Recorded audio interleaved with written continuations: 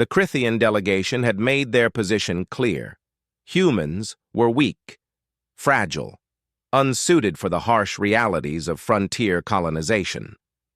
Lyra Venn stood before the Council of 12, her weathered hands clasped behind her back, and said nothing. She had learned long ago that words meant little to species who measured worth in carapace thickness and regenerative capability. The Crithians, with their crystalline exoskeletons and triple redundant organ systems, had survived in the vacuum of space for brief periods. What chance did soft-skinned humanity have on the ice moon of Kayara 4? The human application is denied, High Chancellor Vrek announced, his mandibles clicking with finality.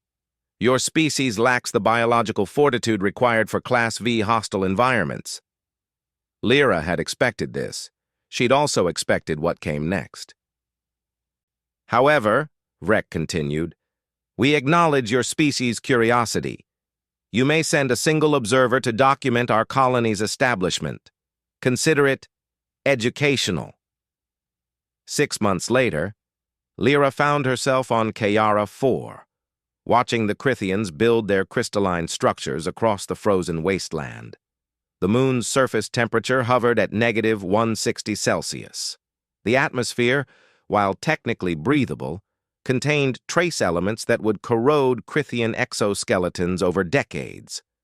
They'd calculated for it, planned for it. Their species had conquered 47 worlds through meticulous preparation. Lyra spent her days in the heated observation module, recording data and saying little. The Crithians largely ignored her, this fragile human in her thermal suit, so dependent on technology for survival. She was a curiosity. Nothing more. Then she met Toki. The creature was barely the size of Lyra's forearm, covered in white fur that seemed to absorb rather than reflect light. It had wandered into the human module during a supply delivery, drawn perhaps by the warmth. Its species, the Crithians called them ice vermin, were considered barely sentient, simple animals that somehow thrived in Kayara 4's brutal climate. Toki watched Lyra with eyes too intelligent for vermin.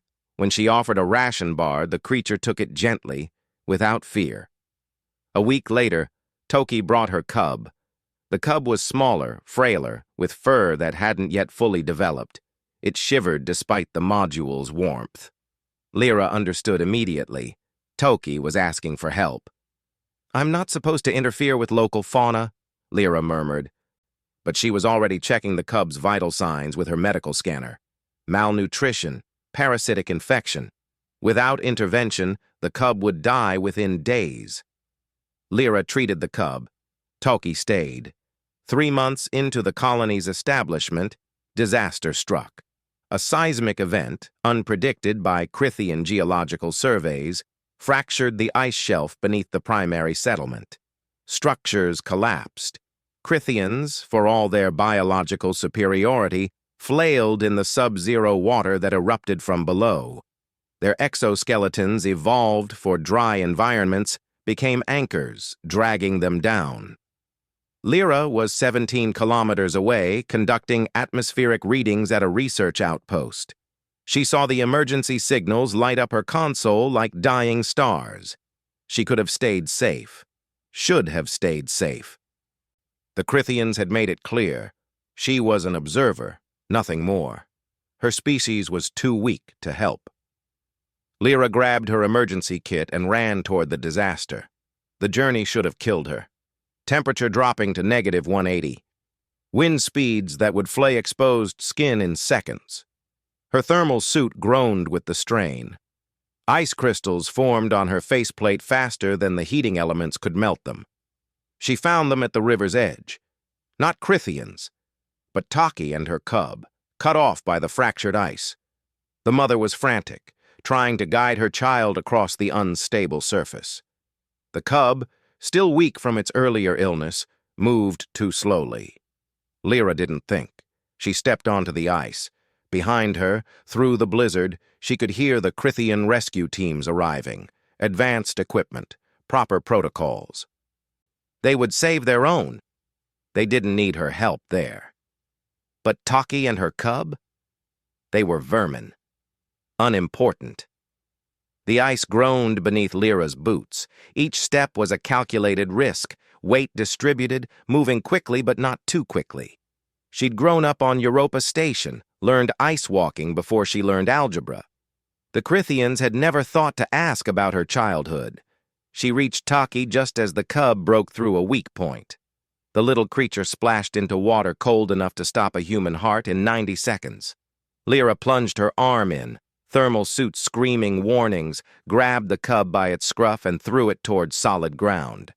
Taki caught her child, pulled it to safety.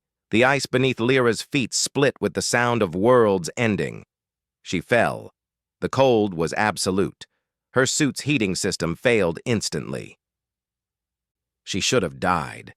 But humans, the Crithians hadn't learned, were persistence hunters, built to keep going when going should be impossible.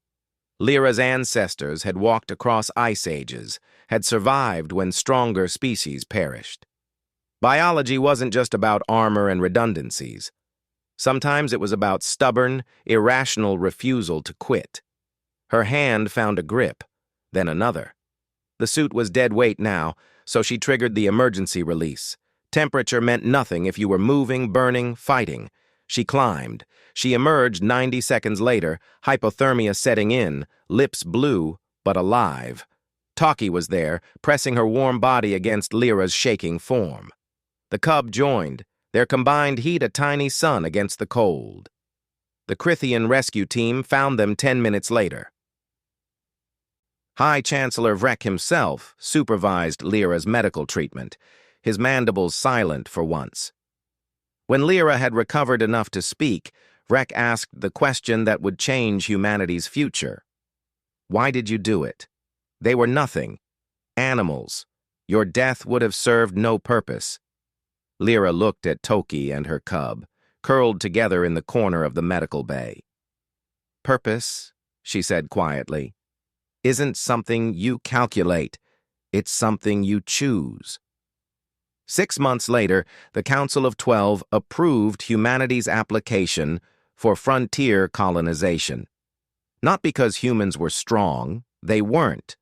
Not because they were biologically superior, they definitely weren't. But because when the ice split beneath their feet, they threw the cub to safety before vanishing into the dark. And somehow, impossibly, they always climbed back out.